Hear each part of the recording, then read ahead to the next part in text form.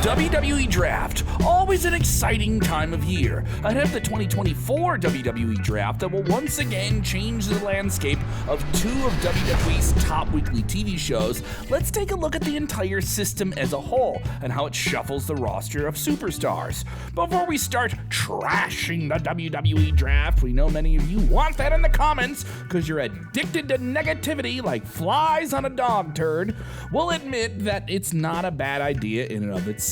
We would actually argue that the brand split with two different sets of champions is a tried and tested formula at this point that has worked for the better part of the last 20 years or so. In the day and age where WWE has to extract as much value from their weekly TV content to get lucrative broadcast deals in the billions, there's an incentive to make both Raw and Smackdown as good and as viable as possible. And you need consequences, so you need championships, prizes that superstars will compete for. To do that, you need two different rosters, different stories that exist within their own universes and their own paths. And the constant 3-ring, 5-ring, 6-ring circus that is WWE, different champions keep it interesting. As we said, the WWE Draft is essentially changing everything we know in WWE each calendar year. It's a necessary change, given the nature of WWE, 52 weeks a year, all the different ways that fans consume content, not just on traditional television. 12 months is a good period before it comes need for a fresh shakeup, fresh feuds, fresh stories. It gives the fans a reason to tune into the show for something new.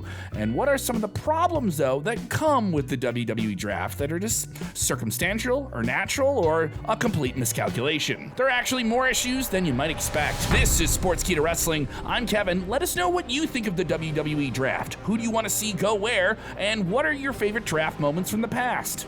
Now, this isn't to say that WWE needs to do away with the draft altogether, but let's break down some of the issues we've seen kind of come up in the past. We dread the days of the superstar shakeup and the wild card rule that directly led to the downfall of the quality of some storylines in WWE television, one show having a whole lot of depth over on Monday Night Raw, maybe Smackdown having less depth. It didn't feel as balanced, and it kind of made the whole point of the draft somewhat a little bit pointless, but this is simply addressing the issues that we think need to be dealt with. The first major issue is that there is a quality imbalance. We've already referenced it, and depending on the circumstances, one show may have a better tag division, or another show may have a better women's division. Those circumstances in the past were things that people claimed were provoked by backstage politics and, more importantly, money. Let's explain. Monday Night Raw was always the A show. It existed longer. It is the show that put WWE on the map during the Attitude Era. Can you remember how far back WWE has been labeling Raw as the longest running weekly episodic television show in history? And some claim that WWE's always had more reverence for Raw than SmackDown, and that is directly reflected sometimes in the rosters and efforts put into both shows, at least up until a few years ago. On numerous instances, we could see the SmackDown roster being gutted in the favor of the blue band doing better for the Raw brand. But we didn't realize that specifically about superstars and the brand that made SmackDown better, and maybe they existed better on SmackDown with those superstar combinations. Certainly something we saw in the middle of the Ruthless Aggression era, but we'll get back to that at some point as well in this video. Think in 2016, when WWE brought back the draft and the brand split. SmackDown was the undisputed best wrestling show on television in the eyes of most people in the summer of 2016 until about April 2017. So what did WWE do? They gutted SmackDown's roster of several big-name superstars who made the brand great and took away a lot of their momentum, maybe trying to make that momentum develop on Raw. But in reality, the downfall of SmackDown's quality in 2017 probably had to do with just questionable writing and ideas that didn't pan out right, as WWE was aggressively trying to capture maybe some of that market overseas with Jinder Mahal and the Indian fans. You know, one of the biggest wrestling markets in the world that still feels untapped when you look at the whole global wrestling community. Jinder Mahal was an underrated champion, but it never really clicked, and maybe it was just WWE taking a risk with that shakeup that didn't pan out. Within a span of 8 months, the WWE Championship picture went from superstars of reverence like Dean Ambrose, AJ Styles, John Cena, Bray Wyatt to Jinder Mahal. Let's roll the dice with Jinder Mahal. It was a risky move, but still a risk. The quality imbalance argument for both rosters became a little bit more complex when you consider that it's probably always going to happen in some form or another. But that would also change when Smackdown would go to network television and get a bigger audience there. Maybe some people felt that Smackdown was getting more of the top tier talent, like Roman Reigns every single week. At least from 2019 on, you could say that. When you consider that Raw is a 3-hour show and needs more superstars by default, it makes a little bit more sense that they will get more superstars just in general. It's a clear-cut, recent example of the quality and differences that waver between the two rosters. And you can see this definitely with Raw and SmackDown's women's division between 2023 and 2024. While SmackDown had the likes of Bianca Belair, Charlotte Flair, Io Sky, Bayley, Asuka, Rhea Ripley was the main act along with Becky Lynch on Monday Night Raw. We give our props to Rhea Ripley for managing to become the #1 woman in wrestling, if not just WWE, despite the strength of the roster, but it left a lot to be desired. WWE, though, has been working on their depth across their entire rosters in the last 2 years, and while she's done a great job as the Women's World Champion on Raw, the lack of credible challengers or her having credible storylines around it with an amazing character has presented ways that make it feel less edgy than it might need to be. The only women who can match her, arguably have surpassed her in star power, are Becky Lynch, but after beating her at WrestleMania 40, she still seems like one of those people she's just already beat. So maybe her going away on injury recently is a positive move circumstantially. Speaking of the women's divisions, during the draft years of the past, at least the last few years, there's been a few instances where the Raw and SmackDown women's champions would change brands, leaving the Raw women's champion on SmackDown and the SmackDown women's champion on Raw. And yes, my head is spinning and this is confusing as well. Why did we have to brand these championships as specific to a TV show? Yeah, WWE in 2024 is trying to right themselves out of that illogical weird hole. This led to awkward title exchanges, and thankfully the problem was fixed by introducing the WWE Women's title and the Women's World Championship. Now the tag team titles are no longer undisputed, and they finally introduced championships of the tag team divisions. Yes, we already have a new look for the World Tag Team titles. We assume we're getting the WWE Tag Team titles by the time this video is published. Something WWE has stopped doing a lot of is showing superstars real-time reactions to being drafted to a brand.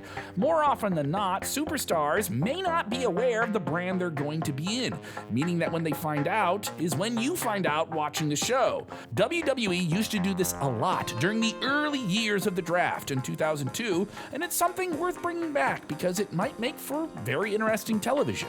Moving on to the next issue, have you ever found yourself as a WWE fan annoyed during the draft episodes when it's announced that a superstar is being drafted to a brand they were already in? If the answer is yes, then you're not alone. But at the same time, do they be undrafted superstars? Does that devalue them? Does that not make them look valuable overall? It feels like a complete waste of time to announce superstars who are staying on the same brand. We have possible solutions for that. Before the draft announcements begin, WWE maybe could have backstage segments on Raw and SmackDown featuring general managers and authority figures like Triple H in an office. In the segment, each general manager would come to an agreement so that this superstar would be staying on their respective brands. So if, for example, Roman Reigns is staying on SmackDown, it would be revealed in the beginning of the show or before the draft picks actually being rolled out, giving WWE more time to announce superstars who are actually changing brands. This would also help another issue that we have, the supplemental draft. WWE needs to do away with the term supplemental because it instantly puts superstars that are maybe at that B, C, D tier category to be made to feel very much less important. Yeah, we get it. They're not main eventers, but they're still some of our favorites and some of your favorites. They're still superstars. Treat them like that. Even if it's obvious they aren't exactly the top guys and gals, it definitely harms their image in the greater picture, which we get is circumstantial. Everyone wants to be the number one draft pick. Whoever is the number one draft pick gets to brag about being the number one draft pick. And if you're in the supplemental draft, it makes you, not feel like you're jumping off on a good start to your wrestling year. It isn't even a bad idea to continue the draft on social media for these superstars, especially when everyone's so engaged and tied into that as a supplementary platform to the TV shows they already watch. But just don't make them feel like they're at the bottom of the barrel, if you will. Getting back to the part where the circumstances affect the balance of the rosters, we mentioned that money plays a big part in it. The big money broadcast deals have a huge role to play in who is going where on what show. In 2019, as we mentioned earlier, WWE decided to be far more generous to Smackdown in the draft, thanks to the handsome $200 million per year broadcast rights fees they were getting from the Fox network in the United States to air Smackdown. Fast forward nearly 5 years later, and the business keeps booming for WWE after their recent Endeavor merger, as they've 2.5 times their broadcast right fees for Monday Night Raw, leaving cable television for Netflix, where they're set to be paid a whopping $500 million a year over the course of a few years of broadcast rights to that weekly anchor show. The deal officially begins in January 2025, but undoubtedly is going to pay out huge in the role of the balance of the rosters and star power between SmackDown and Raw, especially under this new TKO era. Don't be surprised to see SmackDown maybe not getting the same type of roster they got when they got the Fox deal. WWE SmackDown, though, is going to stay in the traditional TV lane. It'll move from the Fox network to USA Network in October of 2024. This brings us to our last problem, and we're done complaining, we promise. It's about the rumor that Raw and SmackDown stars could be drafted to NXT, an interesting twist that treats NXT as a real third brand once again. As much as WWE wants to elevate NXT to the level of Raw and SmackDown, there may need to be some level of acceptance that it isn't going to happen. Or, for the lack of any better argument, maybe it doesn't need to. WWE tried this before, albeit in a short-term way, but there may be a change in the mentality about making NXT a third brand on the level of Raw and SmackDown. And this is because NXT is going to have a new TV home with CW, a broadcast outlet that's not nearly as big as Fox, but still, it's a new platform, and maybe, just maybe, they need more star power muscle on that new platform. There are a variety of reasons why NXT will never be seen as big as Raw or SmackDown. Once again, we're not saying that it needs to be, but it just can't be as big no matter how many times they sell out their big premium live events when they go on the road. It's filmed every single week in a very affordable studio setting in the stationary WWE Performance Center in Florida, which gives it the flexibility of being financially easier to run as a production, but also with the limitations of not having the gravitas of being in a new city every single week with arena-level crowds like you see on Raw and SmackDown. We're not arguing against main roster stars going to NXT, quite the opposite. The new TV shuffling for all three brands of WWE has NXT in an honestly very, very advantageous situation. It's a brand that's main focus is on building fresh talent to be recruited from college ranks and other paths of wrestling to become future main eventers for Raw and SmackDown. Yet, as we've seen in the past year, it's serving as a reboot station for established names like Baron Corbin to craft revitalized roles on screen. Those favorites you have that are in the mid-card on Mondays and Fridays could maybe get a bigger shine, a bigger role, a bigger spotlight with NXT every Tuesday.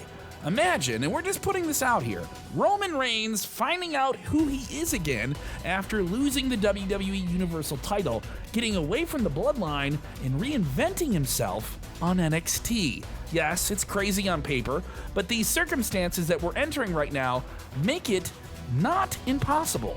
Since the main roster shows will always have larger audiences and have more real estate in the hearts and minds of fans, moving Raw and SmackDown names over to NXT for a more targeted niche audience may not be a great idea that works for everyone, but a handful of really crazy out there picks could be interesting in the long run and actually improve NXT's bottom line. It's still a TV show they get paid to put on TV, so yeah, you have to deliver on some ratings there. Even if a big name superstar is announced moving to NXT, NXT, would it actually help increase the ratings? When NXT had a one-off head-to-head battle recently with AEW, bringing in big names was beneficial to it. In conclusion, we can say one thing with certainty. A stacked roster doesn't necessarily determine whether or not the show is better.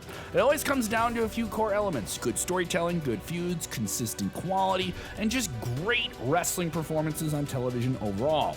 We're going to end this on a positive note by saying that WWE under Triple H has proven they know how to play on depth and using more and more talent, making them feel more credible top to bottom.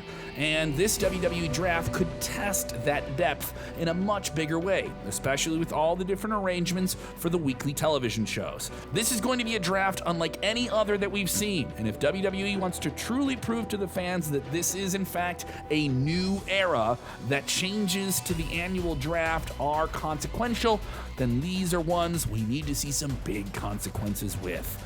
Who do you think's going where? What do you draft on your WWE brand? Give us your top 5 picks in the comments below. Thanks for watching.